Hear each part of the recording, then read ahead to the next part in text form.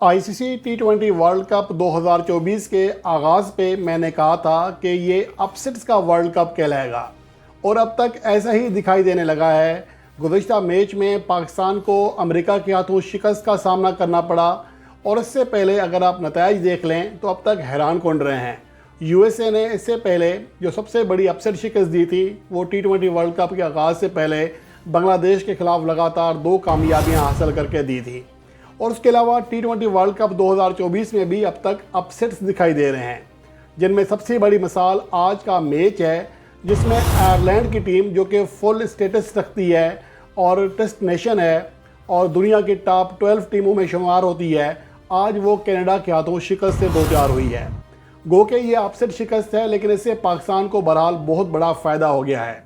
कुदरत का निज़ाम है जिसे कहते हैं सकलैन मुश्ताक के, पाकिस्तान को बहरहाल फ़ायदा हुआ है। वो फ़ायदा को क्या हुआ है, पाकिस्तान टीम को अब आगे क्या आसानी होगी, इसका हम जायज़ा लेते हैं। लेकिन उससे पहले एक और अहम बात यह है कि आज अफ़गानिस्तान और न्यूजीलैंड के दरमियान मैच खेला जा रहा है। अफ़गानिस्तान ने पहले बैटिंग करते हुए 159 रन बनाए हैं, आइन उतने रन जितना कि पाकिस्तान ने अमरीकी टीम के खिलाफ बनाए थे। इस मैच में अफ़गानिस्तान की पॉलिसी शुरू में बहुत शानदार रही, विकेट गंवाए बगैर 14 ओवर्स निकाले। गो के आखिरी ओवर्स में उनकी विकेटें ज़्यादा जल्दी गिर गईं, लेकिन बहरहाल वो एक अच्छा टोटल बनाने में कामयाब रहे। यहाँ पर अहम बात यह है कि पावर प्ले में वो 44 रन किए और कोई विकेट नहीं गंवाई। मेरे ख्याल में अमरीकी और वेस्ट इंडीज़ की पिचेस पर ऐसा ही होना चाहिए। और इसके अलावा अहम बात यह है कि उसके बाद भी वो अपना टेम्पो बरकरार रखने में कामयाब रहे। 13 ओवर्स में 97 रन किए थे, कोई विकेट गंवाए बगैर। गो के आखिरी ओवर्स में मारधाड़ की वजह से जल्दी विकेटें गिरी, लेकिन ओवरऑल आखिरी ओवर भी ख़राब गया। लेकिन अगर आप डेथ ओवर्स के 3 ओवर्स देख लें, 17वां, 18वां और 19वां ओवर, तो इसमें वो 42 रन हासिल करने में कामयाब रहे। यहाँ पर अगर वो थोड़ा सा उनका प्लान क्लिक कर जाता तो वो बआसानी 180 रन तक जा सकते थे। लेकिन मेरे ख्याल में अफ़गानिस्तान ने थोड़ा लेट कर दिया। इनको 8 ओवर तक विकेट संभालने के बाद 4 शुरू कर देना चाहिए था। ये पॉलिसी होनी चाहिए, बजाय इसके कि सिर्फ स्ट्राइक रेट करते रहें। विकेट की डिमांड सूरत हाल की डिमांड के मुताबिक पहले 8 ओवर्स तक कम से कम विकेट पर क्याम करना चाहिए। इन 8 ओवर में 50 रन मिल जाएँ, 60-65 रन मिल जाएँ, लेकिन विकेट नहीं गंवानी चाहिए। ये पॉलिसी होनी चाहिए पाकिस्तान की भी। अब आगे बढ़ते हैं। जो मैच खेला गया आयरलैंड और कनाडा के दरमियान, ये उसी वेन्यू पर खेला गया जहाँ पर 9 जून को पाकिस्तान और इंडिया का मैच होना है। तो ये एक तरह से इस पिच का, जो कि तीसरी पिच इस्तेमाल हुई है इस ग्राउंड की, उसके हवाले से एक नमूना है कि यहाँ पर लो स्कोरिंग मैच होगा, यहाँ पर अपनी विकेट की हिफाजत करना लाजमी होगा। इसके साथ साथ अहम बात यह है कि मैंने जो कहा था कि एसोसिएट टीमें इस बार अपसेट कर सकती हैं, उसकी बड़ी वजह ये थी कि अगर हम 2023 से देख लें कि जिन 7 टीमों ने सबसे ज़्यादा मैचेस खेले हैं 29+, उनमें 6 टीमें एसोसिएट हैं। मासिवाय न्यूजीलैंड के तमाम एसोसिएट टीमों ने ज़्यादा मैचेस खेले हैं। और अहम बात यह भी है कि इस अरसे में सिर्फ 12 ऐसी टीमें हैं जिन्होंने शिकस्तों से दुगुनी से भी ज़्यादा फतवात हासिल की हैं, यानी 2.00 से ज़्यादा फतह और शिकस्त का तनासब हासिल किया है। और इन 12 में से 11 टीमें एसोसिएट हैं। सिर्फ इंडिया वाहिद टीम है जो कि फुल मेंबर टीम है। तो आप इससे अंदाज़ा लगा सकते हैं कि एसोसिएट टीमें खेल ही सिर्फ टी20 फॉर्मेट रही हैं और इस फॉर्मेट में ख़ुद को एडजस्ट कर चुकी हैं।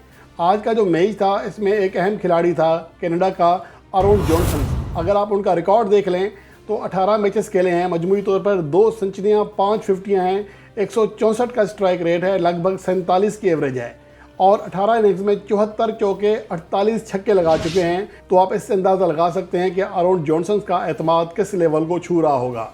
अगर इस मैच की बात करें, कनाडा ने पहले बैटिंग करते हुए 137 रन किए। उनके जो टॉप 4 बैटर्स थे वो सूरत हाल के मुताबिक नाकाम रहे। 36 गेंदों पर सिर्फ 45 रन कर सके 125 के स्ट्राइक रेट से। लेकिन बाद में निकोलस कैटोन ने 35 गेंदों पर 49 रन किए, 140 का स्ट्राइक रेट रहा।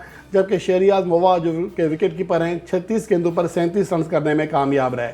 इसके मुकाबले में अगर देखें कि जोश लिटल जो कि आयरलैंड के टॉप और मेन बॉलर हैं, उन्हें 9.20 के इकनॉमी रेट से रन देना पड़े। इसके साथ साथ अगर आयरलैंड की बात करें तो उनका आगाज़ भी उसी अंदाज में था। उनका टॉप ऑर्डर भी नाकाम हुआ, जो कंडीशंस की वजह से हर टीम को मुश्किलात का सामना है। उनके टॉप ऑर्डर ने 63 गेंदों पर सिर्फ 47 रन किए, यानी कि टॉप 5 बैट्समैन सिर्फ 47 रन कर सके और 74.6 का मामूली स्ट्राइक रेट रहा। उसके बाद किसी हद तक जॉर्ज ड्रॉकरेल ने अच्छी बैटिंग की, फिर मार्क अडेर ने 24 गेंदों पर 34 रन किए, लेकिन तब तक काफ़ी देर हो चुकी थी। और कनाडा के बॉलर्स की बात करें तो सिर्फ 2 ही बॉलर्स थे जिन्होंने गेंदों से ज़्यादा रन दिए। तो ये सूरत हाल रही है और ये पिच की कंडीशंस हैं, ये सूरत हाल की डिमांड है। अब इसके बाद जो पॉइंट्स टेबल की सूरत हाल है, जहाँ पाकिस्तान को फ़ायदा हुआ है, वहाँ ये है कि आयरलैंड की टीम मैच हारने के बाद बदस्तूर आखिरी नंबर पर है। पाकिस्तान अगर आज आयरलैंड की टीम जीत जाती तो पाकिस्तान को आखिरी नंबर पर जाना पड़ता, जो कि नफसियाती तौर पर एक बुरा इम्पैक्ट पड़ता। लेकिन अहम चीज़ ये है कि अब आयरलैंड के लिए मुश्किलात खड़ी हो गई हैं। पाकिस्तान के लिए दो तरफा जो ख़तरा है वो अब टल गया है। पहले ख़तरा अमेरिका के साथ भी था, अमेरिका से भी था, और साथ साथ कनाडा से भी था, और साथ साथ आयरलैंड से भी था, क्योंकि आयरलैंड अगर कनाडा को हरा देती और मज़ीद एक कामयाबी हासिल कर लेती तो उनके भी 4 पॉइंट्स हो जाते। अब तक वो अपने दोनों मैचेस हार चुकी है। अब उनके 2 मैचेस जो हैं, एक अमेरिका के साथ है और दूसरा मैच पाकिस्तान के साथ है। अब हमें ये दुआ ये करनी होगी कि आयरलैंड की टीम अमेरिका के ख़िलाफ़ कामयाबी हासिल कर ले ताकि पाकिस्तान का चांस बन सके। ये सूरत हाल है पाकिस्तान के लिहाज से जो फ़ायदेमंद हुई है कि कम अज़ कम आयरलैंड का ख़तरा टल चुका है। अब पाकिस्तान की सीधी जंग है अमेरिकी टीम के साथ। अब देखना ये है कि अमेरिकी टीम, क्योंकि एक तो मेज़बान है, सुपर पावर है, बैकडोर राब्ते भी हो सकते हैं, क्या अमेरिकी टीम सुपर 8 में जा सकेगी, ये एक बड़ा सवाल है। लेकिन बहरहाल पाकिस्तान को फ़ायदा ये हुआ है कि पाकिस्तान के लिए आयरलैंड का जो रास्ता है वो क्लियर हो गया है। अब रास्ता सिर्फ एक ही बचा है कि अमेरिका को शिकस्त हो जाए आयरलैंड के हाथों। और इसके साथ साथ अहम चीज़ ये भी है कि पाकिस्तान टीम अगर भारत को हरा दे तो फिर सूरत हाल पाकिस्तान के हक़ में आ सकती है। लेकिन ये एक बड़ा इम्तिहान है कि पाकिस्तान टीम ऐसा कर पाती है या नहीं कर पाती। लेकिन अब उम्मीदें ज़रूर हो चुकी हैं। पाकिस्तान टीम अगर प्लानिंग के साथ जाए तो सूरत हाल अपने कंट्रोल में कर सकती है। उसके लिए सबसे अहम बात यह है कि पावर प्ले का जो रन रेट का एक नफसियाती खामखा का दबाव पाकिस्तान के बैटर्स ने अपने ऊपर रखा हुआ है, ये वैसी कंडीशंस नहीं है। हमें सोचना पड़ेगा कि हम सिर्फ टीम के लिए खेल रहे हैं या अपने स्ट्राइक रेट के लिए खेल रहे हैं। ये जो बाहर बैठ कर लोग बातें करते हैं स्ट्राइक रेट, दुनिया की तमाम टीमों के टॉप ऑर्डर वेस्ट इंडीज़ और अमेरिकी पिचेस पर नाकाम हो रहे हैं। तो बेहतर होगा कि 8 ओवर तक दिफाई खेल खेला जाए मोहतात अंदाज में। बेशक आप 7-8 के रन रेट से लेके चलें, लेकिन अगर आपने विकेटें बचा लीं तो आप बासानी 180 प्लस रन तक जा सकेंगे। और इन पिचेस पर फ़िलहाल 180 प्लस रन का जो टारगेट है या स्कोर है वो काबिल दिफा दिखाई देता है। यहाँ पर उनका बासानी दिफा किया जा सकता है। इसलिए बजाय इसके कि हम हड़ा उड़ी में जल्दी विकेटें करा दें और हम बगैर सोचे समझे बगैर प्लानिंग के बैटिंग करें, तो प्लानिंग के साथ बैटिंग करना पड़ेगी। बाबर आजम और रिजवान जो किरदार यूएई की पिचेस पे जहाँ पर ज़्यादा रन्स नहीं बनते, जो किरदार अदा करते रहे हैं T20 वर्ल्ड कप 2021 में, उन्हें ये किरदार यहाँ भी अदा करना पड़ेगा। तभी पाकिस्तान टीम आगे जा सकती है। अगर फ़खर जमान को आप 8 ओवर्स के बाद ग्राउंड में आने देते हैं तो यकीनन फ़खर जमान पाकिस्तान के लिए क्रुशियल किरदार अदा कर सकते हैं। जैसे गेंद थोड़ी पुरानी होती है फिर आप फ़खर जमान की हिटिंग को नहीं रोक सकते, लेकिन अब फ़खर जमान की आप स्टेट्स दे उठा के देख लें, नई गेंद के साथ उन्हें हमेशा जद्दोजहद का सामना करना पड़ता है।